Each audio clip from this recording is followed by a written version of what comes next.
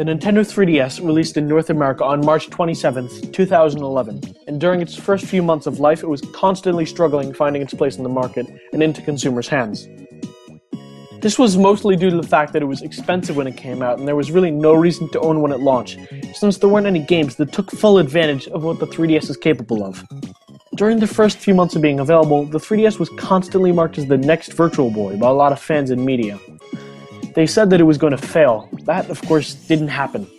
After just a few months, Nintendo announced that the 3DS was going to get a price drop, and this turned out to be the turning point in the 3DS's life. After the price drop, sales improved, and games like Star Fox 64 3D, Zelda Ocarina of Time 3D, and Super Mario 3D Land eventually made their way to the 3DS and gave people a real reason to own one. It's been a while since that happened, and now the 3DS has a huge selection of games. It's now praised for all the excellent games that it has, and this is why the 3DS is now often referred to as the best handheld gaming device ever. At least, that's what we here at BlazeKick think. That's why we're going to list what we think are the best Nintendo 3DS games ever. This was a difficult task to put together because there are just a lot of games to choose from. For this list, we're going to exclude remakes, so Ocarina of Time 3D and Majora's Mask 3D are out of the running.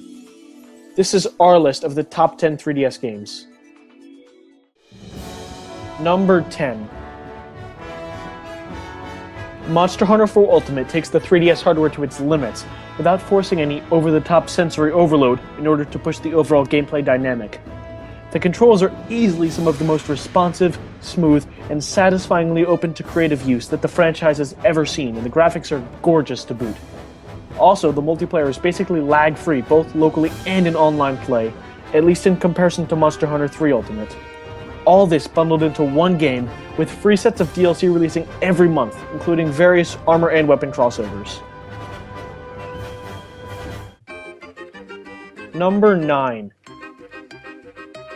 Kirby Triple Deluxe is everything one should expect from a Kirby game. The levels are designed perfectly, and the new copy abilities are great. Each level has different elements, such as only being able to see your enemies and hazards in mirrors, or riding platforms over lava you control by tilting your 3DS. Like most Kirby games, Triple Deluxe isn't that hard, but that doesn't stop it from being fun, and going for completion adds to the challenge. Triple Deluxe comes with 2 minigames, DDD's Drum Dash, which is a rhythm game where you have to avoid enemies while collecting stars, and Kirby Fighters, where you choose one of Kirby's powers and fight it out with your friends or computers. Number 8. Pokemon X and Y are great games, but full of minor issues. Most areas don't have any stereoscopic 3D at all, and those that do cut into the frame rate pretty drastically. The post-game is also nearly non-existent, and gym leaders are back to the same non-memorable formula after their major involvement in Generation 5 game stories. That's not to say it's all bad, as it has the biggest regional Pokédex, housing over 700 Pokémon, so battling trainers with the same Pokémon over and over almost never happens. Also, it introduces Mega Evolution, which is fun to play with, and it gives some Pokemon like Mawile and Kangaskhan new light. It's also the first main series Pokemon game with full 3D environments, which look very impressive compared to the past games. Number 7. Shovel Knight, the Kickstarter-funded effort from indie studio Yacht Club Games, is a careful concoction of ideas from some of the most beloved NES games ever made, but it ditches the less popular conventions of that era in favor of some smart new ones. For instance, whereas a life system is typically the consequence for death in old-school platformers, Shovel Knight has players drop a certain amount of gems after death. However, the player can attempt to recollect these gems on their next try, but this might be difficult depending on the circumstances of their previous death. While such a currency might be virtually useless in most platformers, a big part of Shovel Knight is making purchases to increase your arsenal or upgrade abilities. On top of these clever design choices, the game features exquisite pixel art and one of Jake Kaufman's best soundtracks to date. Number 6. Super Mario 3D Land holds a unique place in the Mario series history, being the first 3D Mario title built from the ground up for a handheld system. The unique level design combines elements from the new Super Mario Bros. Games and the Galaxy games, resulting in levels which are compact but full of fresh ideas and fun gameplay. A standout is the top-down level based on the original Legend of Zelda. Once you complete the relatively short first 8 worlds, another 8 are unlocked with a higher difficulty, and you're able to play as Luigi. 3D Land also brings back some classic elements from Mario 3 like donut lifts, music boxes, and of course the beloved Tanuki suit. The graphics are cute and colorful, while the soundtrack consists of some original tunes and some reused ones.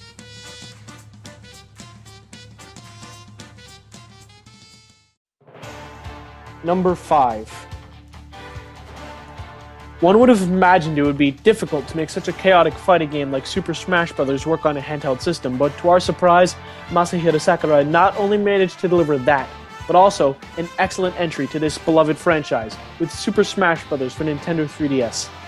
Just like with any other Super Smash Bros. Game, Smash 3DS is filled with lots of content, some new and some old. Modes like Classic Mode and All-Star Mode are back with a few new twists, and a new mode called Smash Run can be a bit bland at times, but it can occasionally provide a fun distraction from the core game.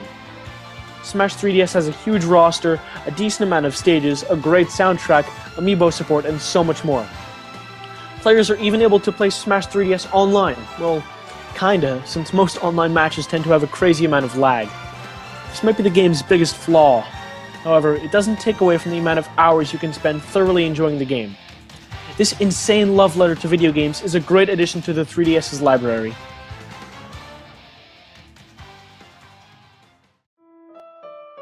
Number 4. In order to differentiate itself from previous games in the franchise, Animal Crossing New Leaf puts you in the position of the mayor of a town. Spot Pass and Street Pass have been incorporated into the gameplay, and hopping into your friends' towns via Wi-Fi or locally works great. In addition to your traditional Animal Crossing activities, you can now visit Tortimer's Island to play unique minigames with friends, or catch fish and beetles that you can sell for loads of bells. The mayor aspect of the game has you selecting ordinances for your town and starting public works projects. Public works projects allow you to build tons of structures in your town, such as bridges, lighthouses, or even entire buildings, which can be slowly paid off over time.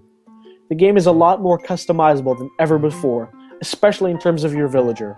Basically, you can wear pants now! Clearly, this new element of the game seemed appealing to longtime fans and new players alike, as New Leaf is the fastest-selling Animal Crossing game to date.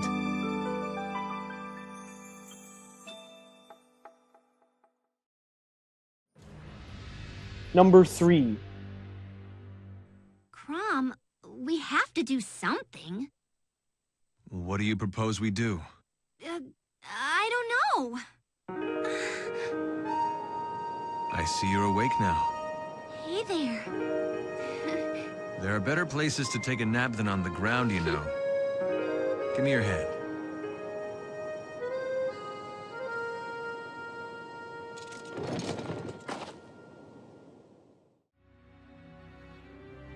Fire Emblem Awakening is an amazing turn-based strategy RPG.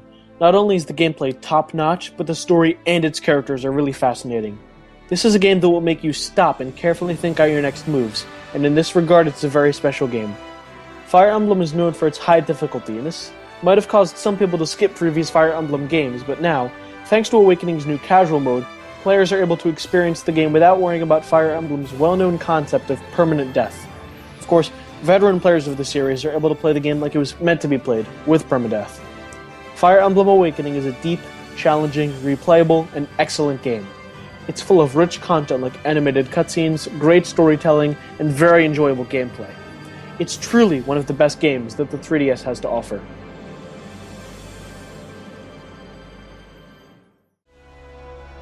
Number 2. Sorry to keep you waiting. It's been too long, Lady Palutena. We can chat later, Pit, but now it's time to fight. Icarus Uprising is a reboot done right.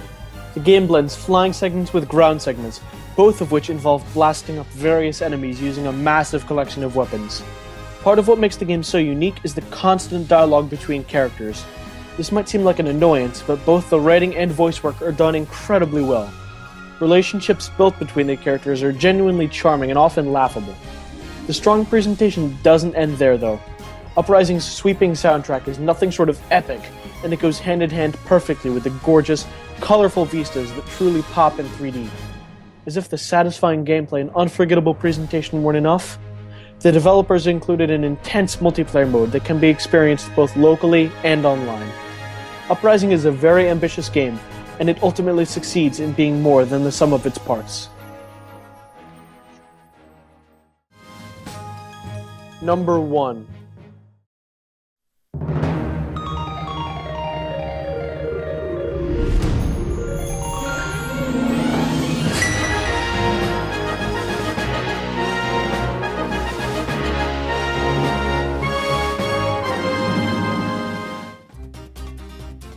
The Legend of Zelda: A Link Between Worlds is a sequel to the iconic Super Nintendo game The Legend of Zelda: A Link to the Past.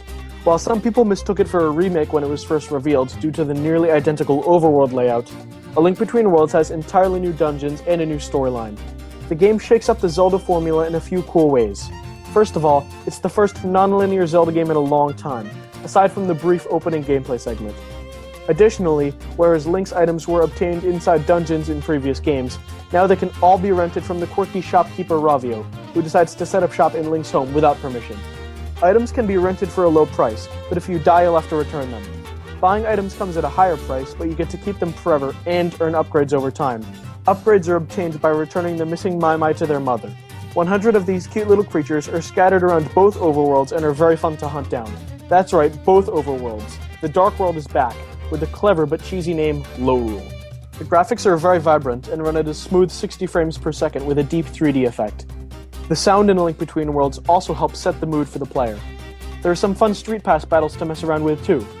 All of the game's elements flow together extremely well, resulting in a title that rivals A Link to the Past as one of the greatest Zelda games ever, and our favorite title for the Nintendo 3DS.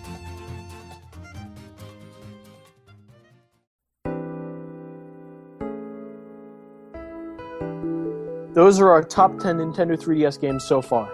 Of course, since the 3DS still has a lot of life left, this list will probably change in the future.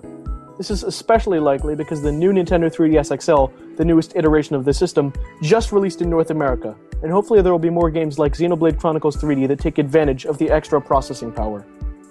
That's why we'll try to update this list once a year. What are your favorite 3DS games? Make sure to let us know in the comments. Don't forget to visit blazekick.com for gaming news, reviews, podcasts, and features.